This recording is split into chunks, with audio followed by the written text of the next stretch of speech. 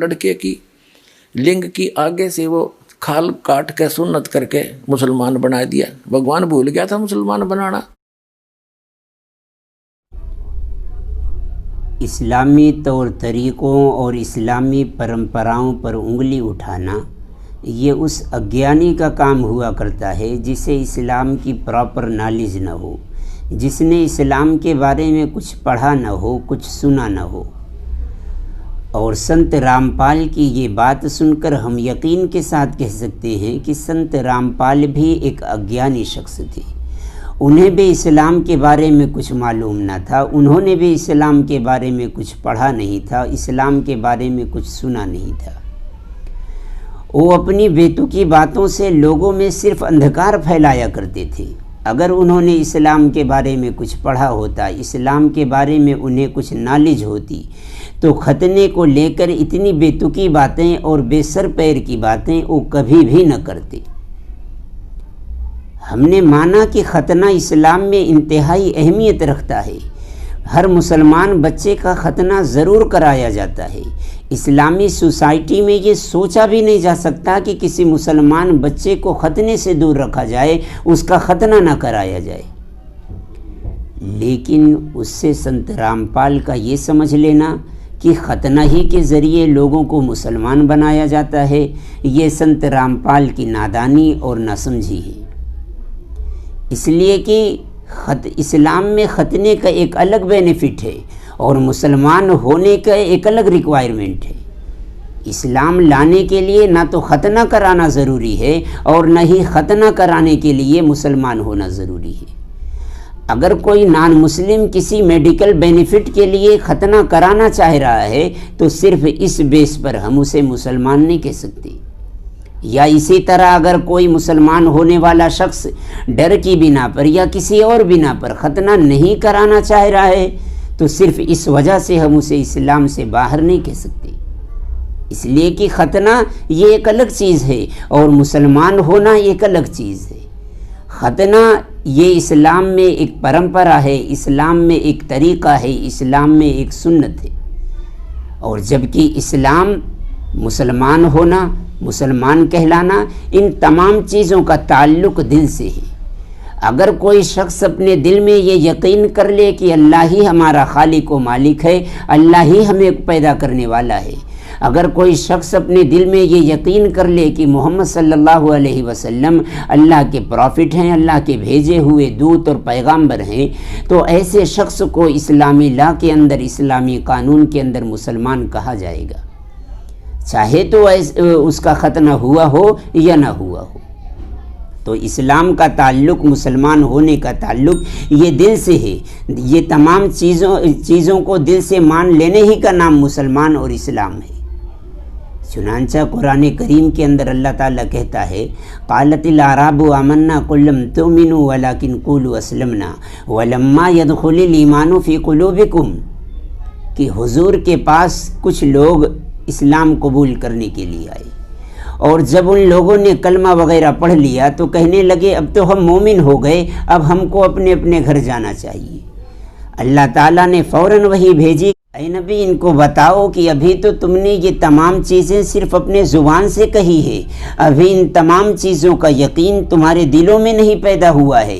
इसलिए मदीना के माहौल में कुछ दिन रहो, इस्लामी एटमॉस्फेयर में कुछ दिन गुजारो, और जब तुम्हारे दिलों को इन तमाम चीज़ों का यकीन हो जाए, तुम्हारा दिल इन तमाम चीज़ों को लेकर के मजबूत हो जाए, तब जा कर के तुम अपने को मोमिन कहना और तब जा कर के अपने अपने इलाकों, अपने अपने ठिकानों में वापस जाना। उन लोगों से ये हरगिज़ नहीं कहा गया था कि अभी तो तुम लोगों का खतना नहीं हुआ है, तुम लोग अपने को कैसे मुसलमान कह सकते हो, कैसे मोमिन कह सकते हो, जाओ पहले अपना खतना कराओ तब जा कर के अपने को मोमिन और मुसलमान कहना। तो कुरान की ये आयत साफ तौर पर बताती है कि इस्लाम का ताल्लुक़ ये दिल से है।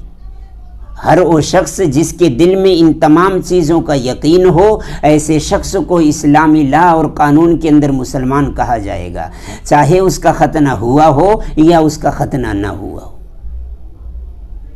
तो مسلمان بننے کے لیے، مسلمان کہلانے کے لیے یہ کلمے کا پڑھنا ضروری ہے، دل میں یقین کا لانا ضروری ہے، ختنہ کرانا کوئی ضروری نہیں۔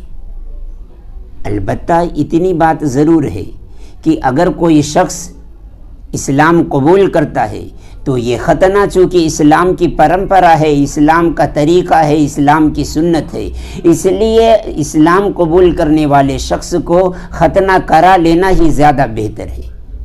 اور اگر کوئی بچہ اسلامی گھرانے میں پیدا ہوا ہے تو اس پرمپرا اور اس سنت کے لیے اس بچے کا ختنہ ضرور بضرور کرا دینا چاہیے، کیونکہ اس کے اندر دو بینیفٹ، اس کے دو فائدے ہیں۔ ایک تو یہی کہ اسلام کی ایک پرمپرا ہے، اسلام کی ایک سنت ہے، اسلام کا ایک طریقہ ہے۔ حضور اکرم صلی اللہ علیہ وسلم نے ارشاد فرمایا ہے کہ اپنے بچوں کا ختنہ ضرور بضرور کرا دیا کرو۔ اور دوسرا، اس کے پیچھے سائنٹیفک ریزن اور میڈیکل بینیفٹ بھی موجود ہے۔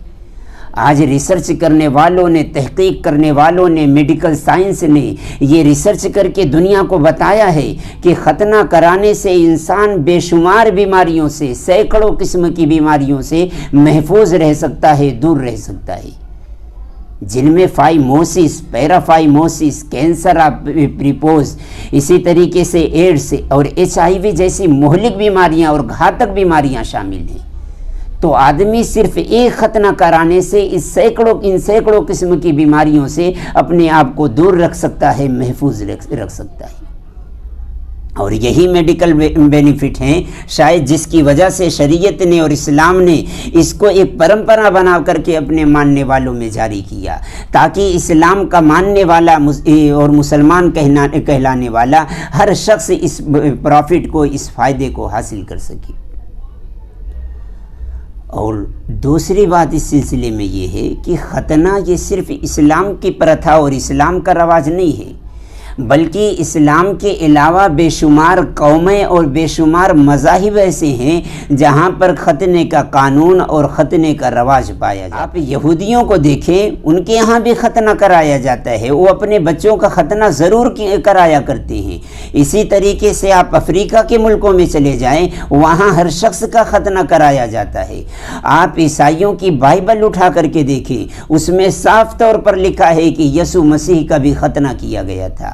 آپ مصر کی پرانی ہسٹری اٹھا کر کے دیکھیں، وہاں بھی لوگوں کے ختنے کرائے جاتے تھے۔ آپ اسلام سے 1000 سال پہلے کی ہسٹری اٹھا کر کے دیکھیں، وہاں پر بھی لکھا ہوا ہے کہ لوگوں کے ختنے کرائے جاتے تھے۔ تو سنت رامپال کا اس ختنے کو مسلمانوں کے ساتھ خاص کر دینا اور اس ختنے کو مسلمان بنانے کا ذریعہ قرار دینا، یہ سنت رامپال کی نادانی، سنت رامپال کی ناسمجھی اور اسلام کا مطالعہ نہ کرنے کی وجہ سے ہے۔ اگر انہوں نے اسلام کا مطالعہ کیا ہوتا، اسلام کو پڑھا ہوتا، اسلام کو سمجھا ہوتا، تو اس قسم کی غلط فہمیاں